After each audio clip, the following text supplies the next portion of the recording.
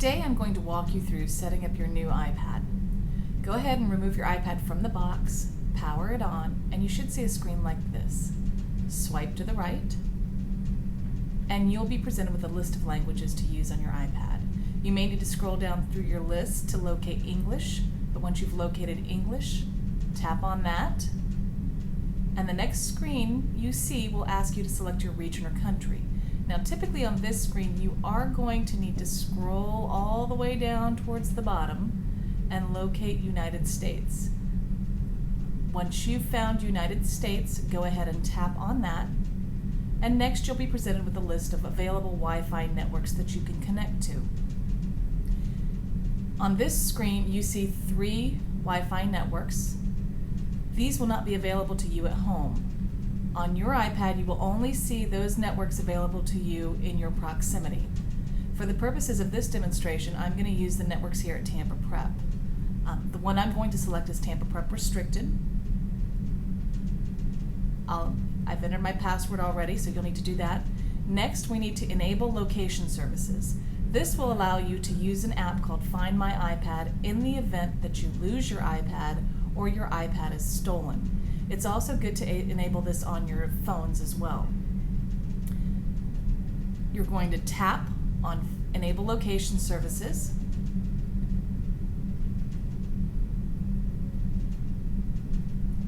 And next you're going to be asked if you want to use Touch ID. I choose to set up Touch ID later because it's not always 100% reliable, and touch Continue. And then next it's going to ask you to set up a passcode. A passcode is a good idea. It keeps your information private. If you lose your iPad, you know that some stranger's not going to get into it and see all your personal stuff. So I encourage you to set up a passcode and share that passcode with your parents. There are various options. You can do all letters, a letter number combination, only numbers, 4 numbers, or you can not add a passcode at this time.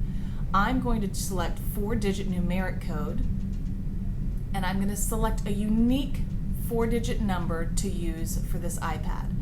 Please do not select things like 0000, 1111, your birth month and birth year, things like that. The last 4 digits of your phone number.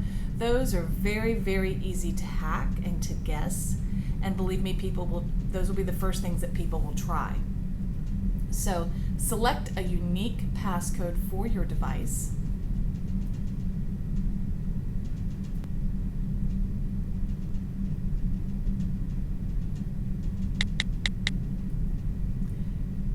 And it's going to ask you if you're sure you want to use it. Go ahead and re-enter your passcode as confirmation. And next you're going to select Setup as a new iPad. Since this is a new device, this is what you choose. In the event that we have to reset your iPad because you've been locked out or it gets corrupted, we can restore from iCloud Backup. We'll discuss that in another video at some other time. But right now, set up as a new iPad. Now you need to enter your Apple ID and password.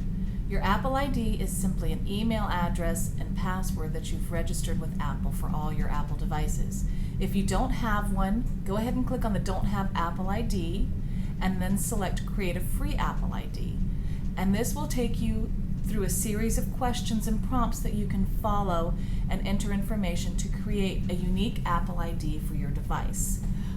Please ask your parents before doing this. Your family may want to set up family sharing, which would be a great idea. You must be 13 or over to have your own personal Apple ID and password. The Federal Child Protection Act requires Apple to follow the mandate of no child having an ID that's under the age of 13. Please consult with your parents in order to decide how best to handle this situation. Family sharing is a wonderful option for this issue.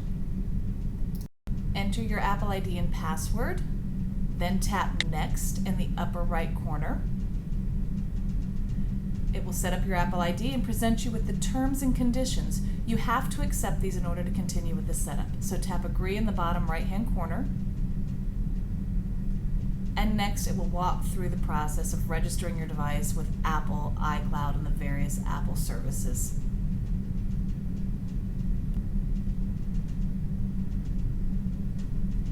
Now you're going to be asked if you'd like to use Touch ID for Apple Pay. I don't like to use Apple Pay. I don't want Touch ID set up on my iPad, so I opt out of this option and tap Next.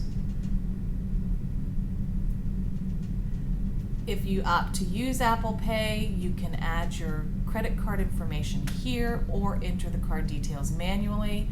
I tap Set Up Later in Settings.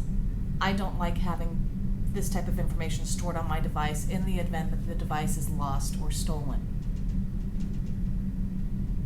Next, you're going to be asked if you'd like to use iCloud Keychain.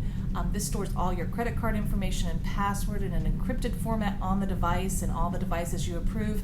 Personally, I don't like to do this, so I say don't use iCloud Keychain. Once again, this is a discussion to have with your parents prior to selecting this option. So I tap Don't Use iCloud Keychain. I turn on Siri. You don't have to. And I say don't send diagnostics to Apple. Don't send is located at the bottom of the screen. I don't think Apple needs to collect any more information. You've successfully completed the setup of your iPad. Now tap Get Started, and you should see a screen that looks like this. Congratulations, you've now got a functional device to use at Tampa Prep. In additional video tutorials, I'll walk you through setting up your email and installing various apps on your iPad. Thanks.